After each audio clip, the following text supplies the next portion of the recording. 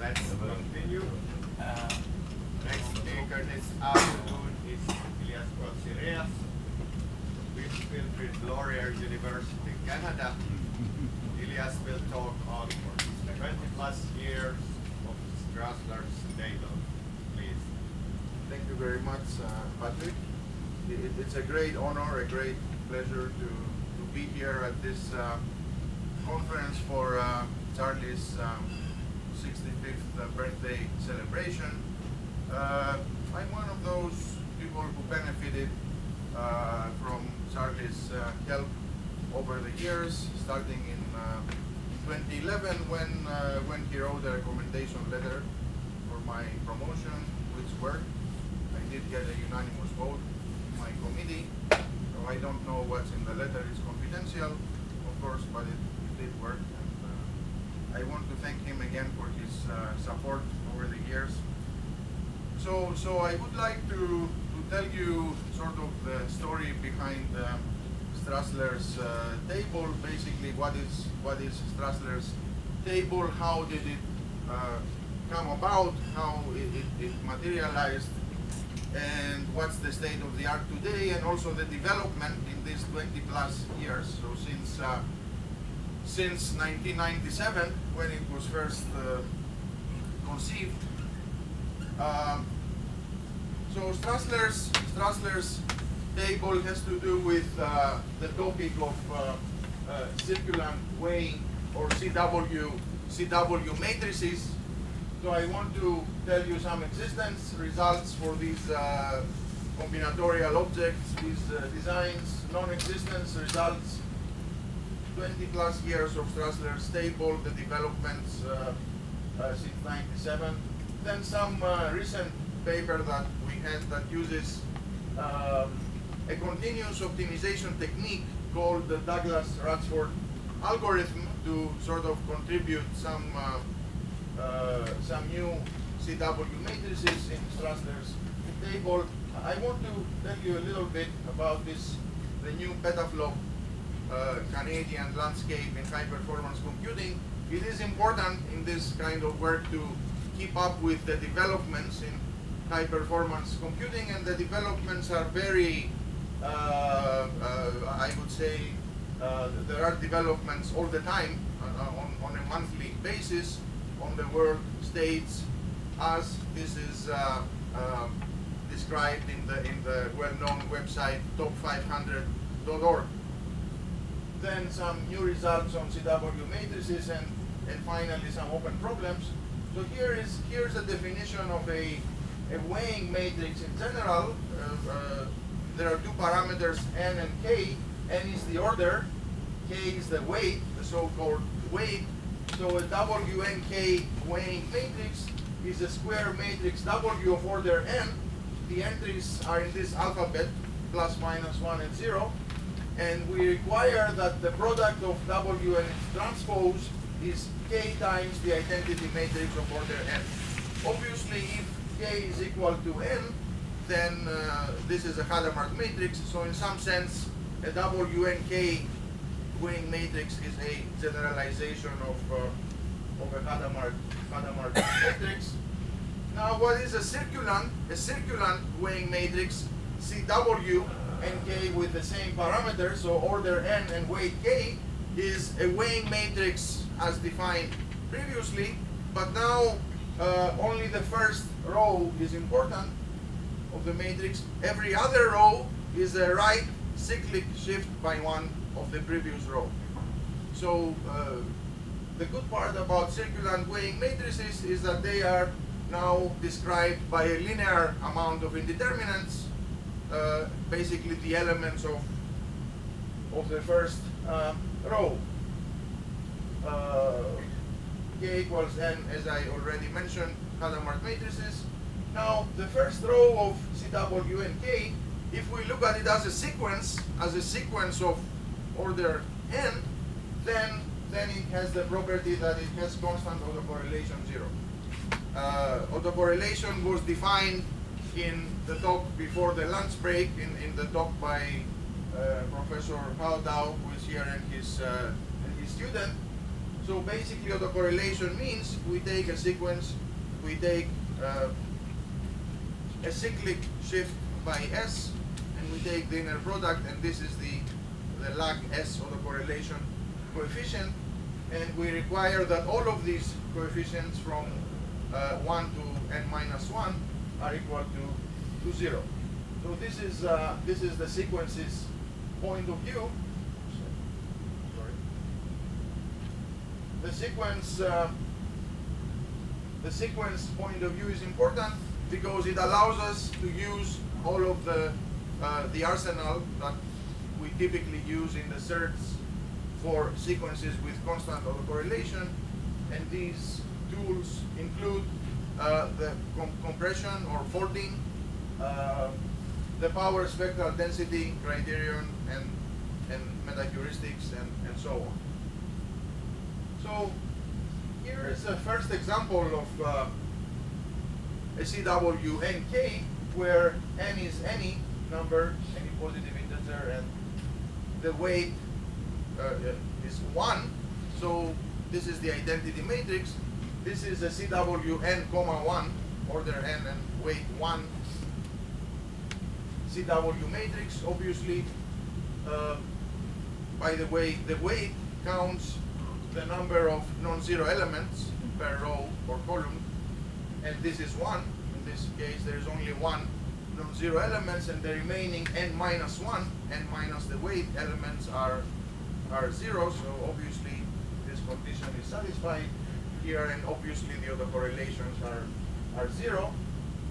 Here is another example, the CW74. This is a less trivial example than the first one, but still you can easily find it with a serial C program if you would like in a few minutes or in a few seconds. And here is another example which is less trivial. This is a CW14200. This is only the first row. Of course, I didn't write the entire circulant matrix. This is a more non-trivial example. We have 42 zeros. You can count them if you like, and we have 100 plus and minus ones, and length 142 for that sequence. So these are some examples. You may notice a visible pattern here with respect to the weight. The weights of these three examples are perfect squares. Okay, simple pattern to notice, and this is not this is not a coincidence.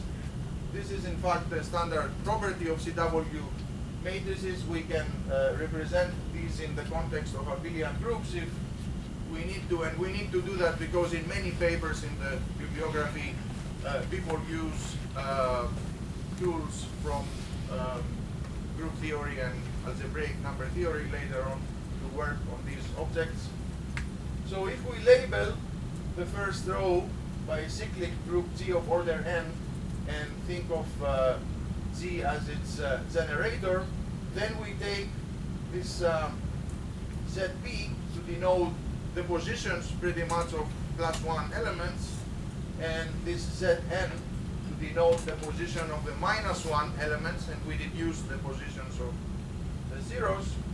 We know that the cardinalities of P and Q must satisfy this relationship. We have k non-zero elements, and there is a theorem that if a CWNK exists, this is not a necessary and sufficient condition, right? If it exists, then k, the weight, is s squared, the square of some integer s, and moreover, we know exactly the cardinalities of P and N, so we know exactly the number of plus and minus ones in terms of the square root of the weight of this parameter s.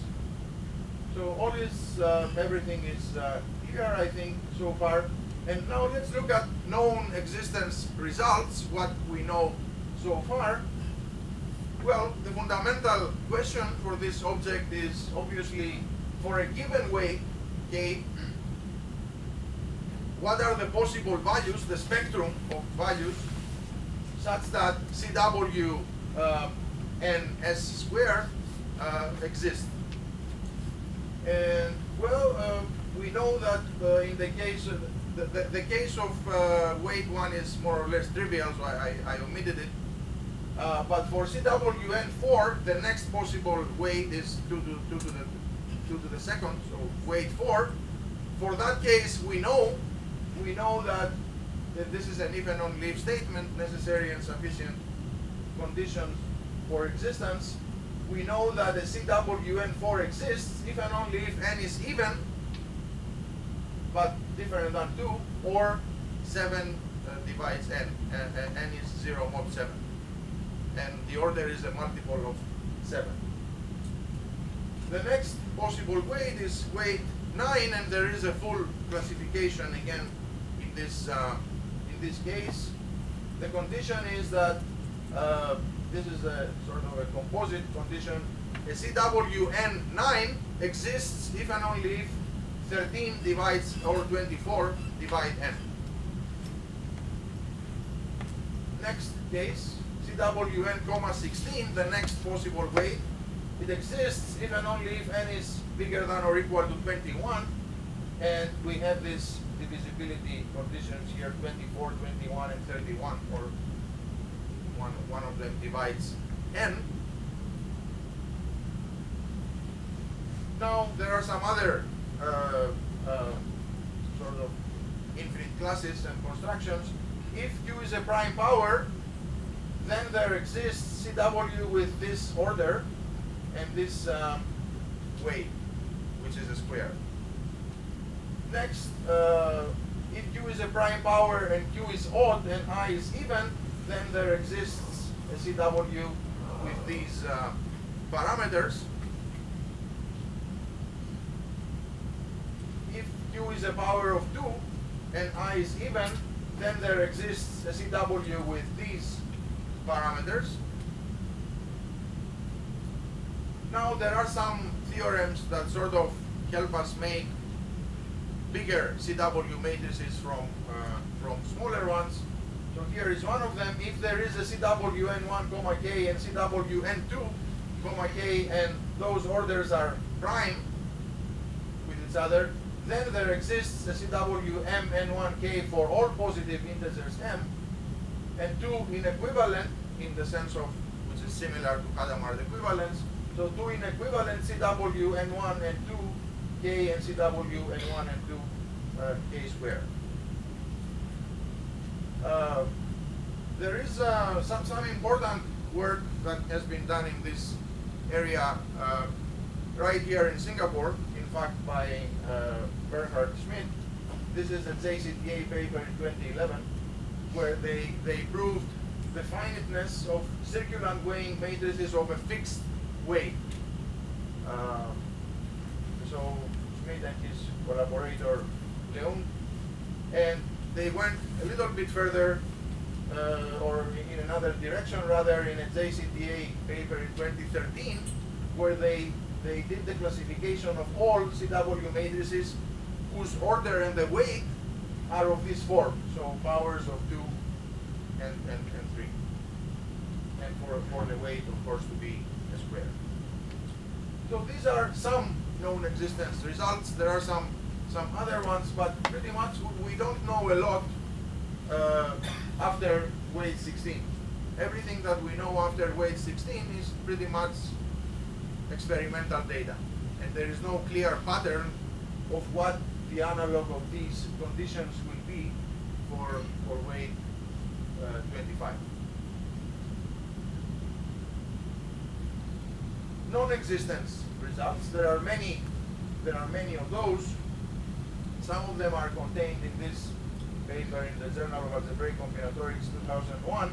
The reason that I'm mentioning this one in particular is that it sort of pioneers the use of algebraic number theory in this area.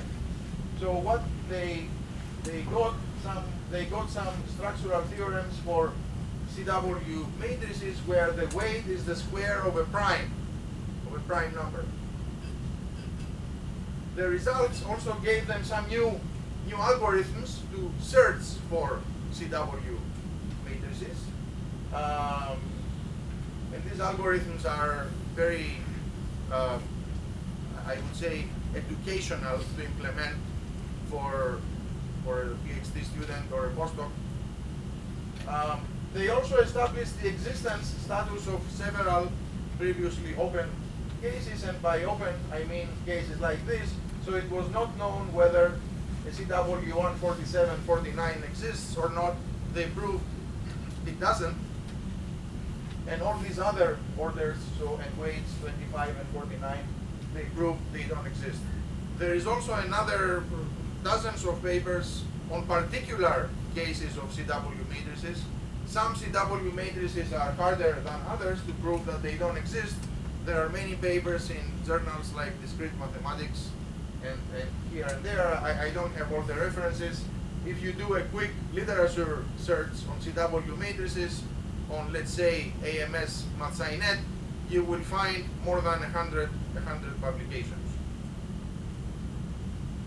So what is Strasslers table, which is sort of the topic of this talk? Well, Joseph Strassler did his PhD in 1997 in Bar-Ilan University in Israel under the supervision of Ron Adin, who is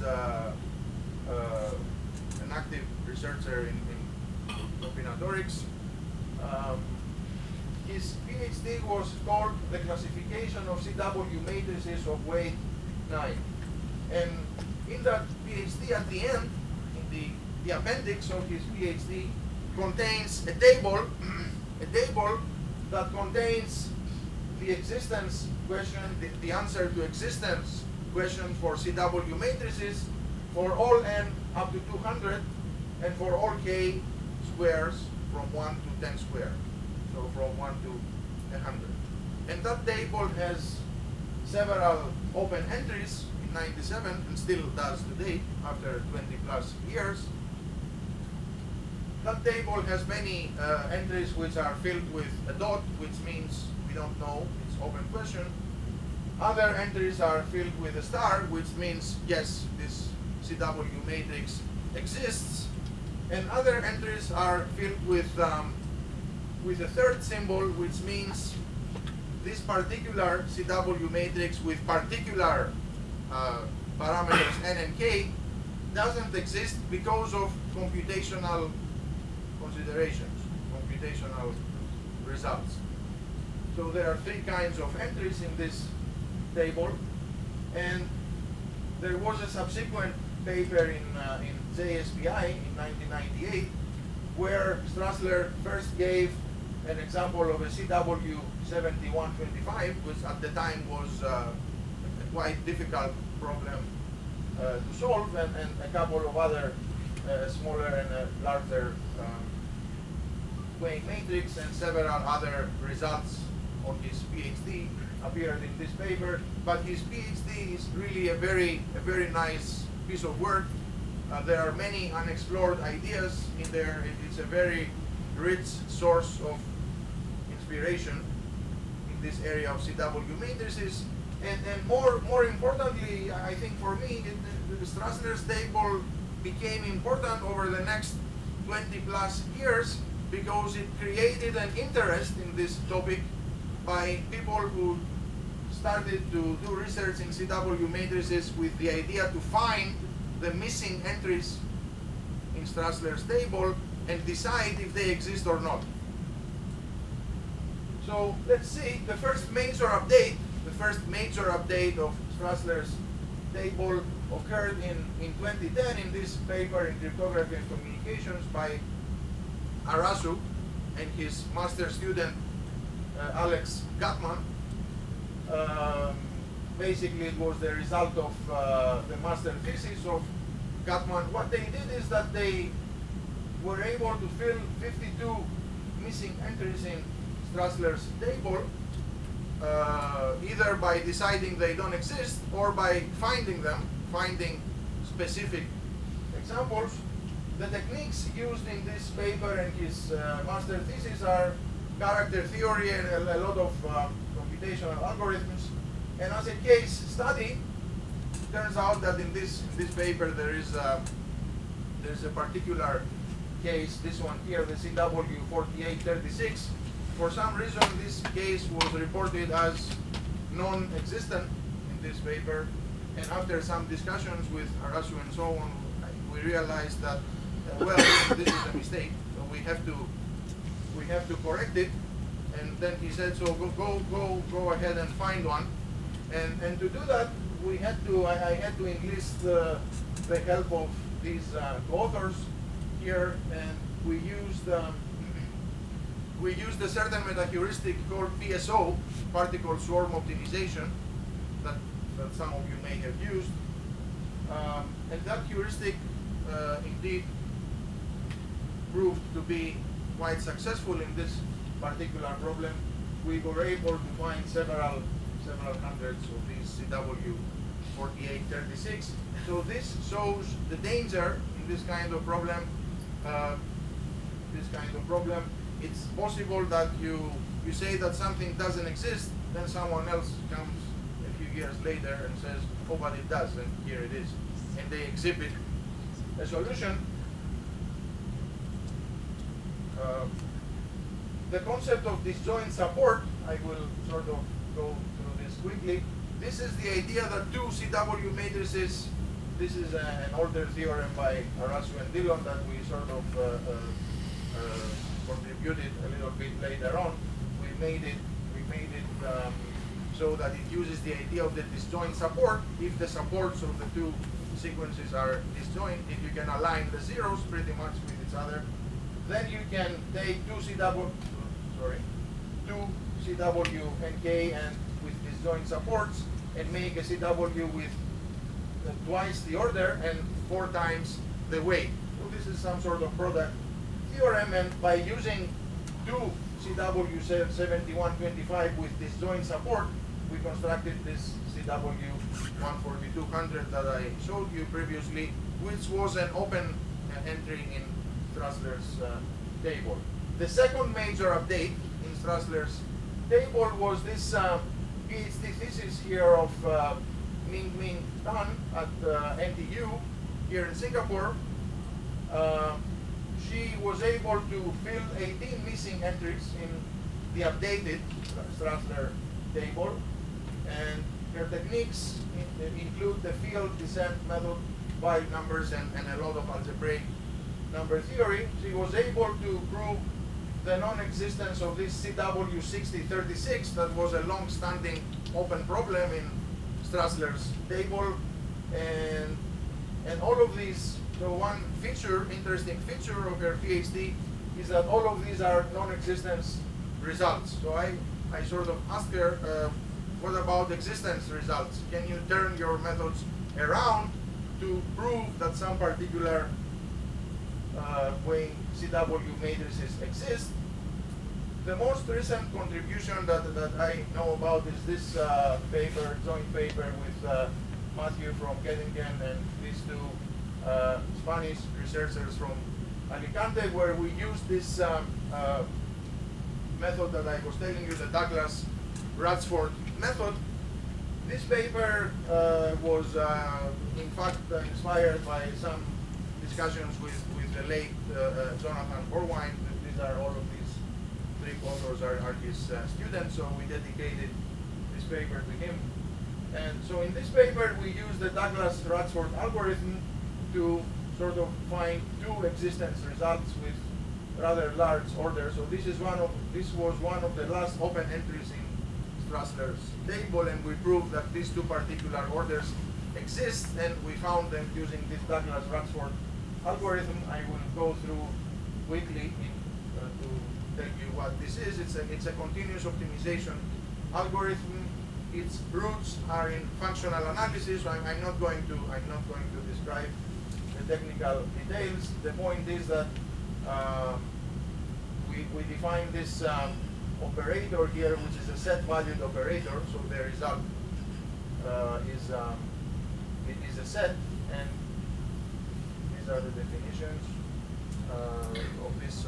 Anyway, I will skip it because the chair is telling me that I don't have too much time. In any case, this is the new petaflop Canadian high-performance computing landscape. We are now at number 53, 147, and 166 in the top 500.org in the most recent June 2018 list. And this is the one that we have been using at the University of Waterloo, named after Wes Graham, who was an IT, I think that knows him, who was an IT person at the University of Waterloo. So just to finish, these are the 9 smallest open cases in Strasslers table still remaining after 20 plus years. The orders are all non-prime, you notice, and the weights are from anywhere from 36 to 100. We tried to find them, obviously, by abusing this petaflop supercomputer at the University of Waterloo, but we didn't find them. That doesn't mean they don't exist. This is just a heuristic observation. We don't believe they exist with a very high probability. They probably don't exist, but this is not a proof. So someone has to either do a rigorous proof or find them. And well, this is Strassler. I visited him in 2015 in Jerusalem, and this is a photo from there. Thank you for listening.